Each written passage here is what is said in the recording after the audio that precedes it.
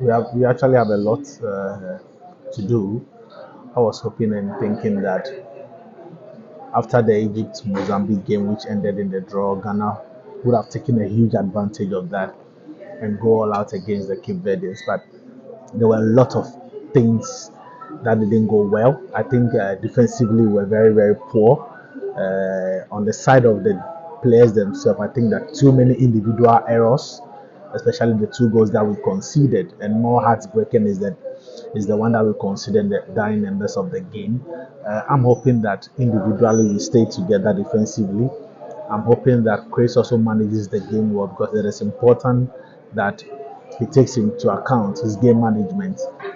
Also, I need the players to show a lot of commitment because coming up against the Egyptians, it won't be an easy game. You look at Egypt from 2017, 2019, and to the last, AFCON, they've been a very, very good team. They've won it. They've lost to Senegal in the last AFCON. So for them, this AFCON actually, the target for them is to go out there and win it. So they will come into this game knowing very well that a win against Ghana would secure their passage into the next stage of the competition. Because look at the way things are going. If you get 4 points, you could even qualify as the one of the third best placed team. So it will be a very difficult game.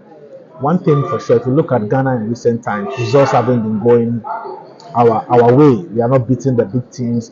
We can't even beat a team in the top 10 in Africa. So it is going to be a very difficult game. But I'm expecting the players to show commitment, just as I said earlier on. Chris should also go in with the right personnel. If he needs to make changes, it has to come as quickly as possible. But we also need to be defensively solid because we are coming up against an Egyptian side that have consistency. If you look at Egypt, they are coming with players from El Ali, from Pyramid. These are players that are playing, if not arguably, the best league in Africa. They know themselves.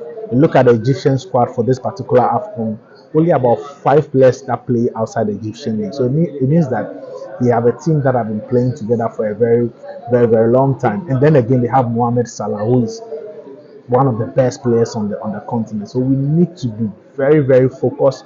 We need to be very, very determined and learn from the mistakes that we made in the game against Cape Verde. You look at this particular year's AFCON, there's been a lot of results that nobody saw coming.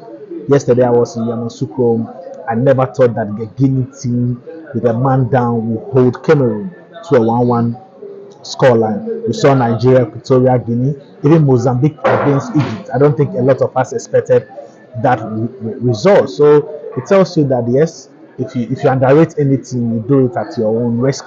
I think that the Egyptians will come into this game knowing that they are favorites, but in this particular tournament, the favorites have always not been, able to pick up maximum points. So yeah, there will be pressure on us, but sometimes too, when we find ourselves in a very difficult situation like this, that is when you get the best out of the team. So I'm just hoping that we will regroup, stay focused, make sure we do the right thing on the pitch, and who knows, we might be able to pick up the 3 maximum points. Is there any notable changes in terms of lineup and player formation in place? If I had my way and my wish, I would have hoped to see Kudus start. But that is if he's match fit. I would prefer to have him start. I don't think that Ransford Iwa gave me a lot of hope. I would want being replaced. I also feel like we need to give Osman Bukari, a lot of game time, especially with his pace. He and Pentel need that we need them in that team. And yes, sometimes you might have them in the team, but the supply to them, when you limit them, it is difficult for you to get the best out of them. They are speedsters, they can run, and in one-on-one situation, they are very, very good. So why don't you just get the ball to them on the flank so they can be able to attack? So I would love to see Osman Bukari come in, and maybe probably Richmond Lamptey, Lomote as well, because I feel we need progressive passes in the game. Majid played well, but I don't think he gave his all. And truth be told, and he also lacked much fitness because at club level, he's not been playing a lot of games. So I think that if you're able to change a few things in the team, you might be able to go out there and get a needed win. Per se, like it's not easy Well, for we everybody stand to a achieve chance all of the goals winning that any they're game supposed to if do. we are committed So enough. There are in teams case without there's anything talent. There are teams like without big names that have let me won say tournaments and games at this African Cup of Nations and previous yes, ones. So if we are yes, yes. in the right shape and form and mentality, I'm sure it's Yeah, possible. We can win yeah. any game. Well, last game, do you think there are any notable changes or change of formation you think we could deploy if an effort to get the points Well, there are reports that Mohamed Kudus has recovered or is recovering and in line to feature at the tournament. Once Kudus is back, you definitely will get a change of formation because he's a player that can create a lot, a player that can score. So possibly there will be a change of formation. But what I think is that Coach Christian will still stick to his approach. Maybe it's against Egypt, so a bit more defensive in outlook and be cautious at the back. But I think we will definitely have to change one or two or three players from the first game. do you think we are missing Thomas Partey? Um, Definitely, he's a big player, and if you have him, he's always going to start or going to be a very instrumental part of the team. So we miss Thomas Partey, but Partey has been around. We've gone to tournament and exited in the group stages with Partey. So I don't think it's too big a blow, but of course, if he's around, you definitely know that he can create something out of nothing, and that's why you require big players. Well, it's been a difficult start for the Black Stars. Naturally, we call ourselves slow starters in these competitions, but unfortunately, we've started way too slow this time around with a defeat. Against Cape Verde, a side that ordinarily we are expected to beat, but football these days is not like that. Black Stars themselves are not any better in recent times, so it makes it difficult arguing that we should just go onto the pitch and just pick 3 points.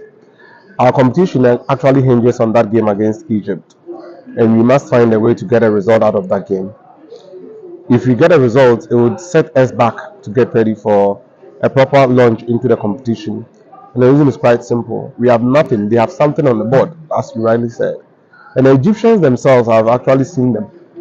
And they are saying that this is a final for them.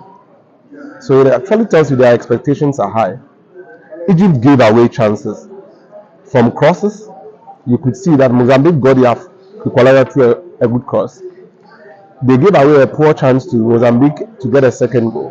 What it means is that Egypt are beatable. They needed a last minute penalty to salvage something out of that game.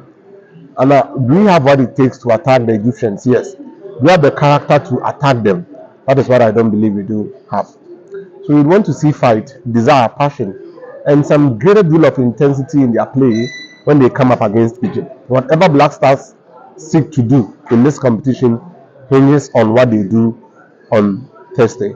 And the draw results that have been coming through indicates that there is no minnow in the competition. And if you don't get a result, if you rely on beating, let's say we look to Egypt and then you want to beat Mozambique to qualify as one of the best third place teams, you might struggle because you would have 3 points and someone may end up with four and it could go against you.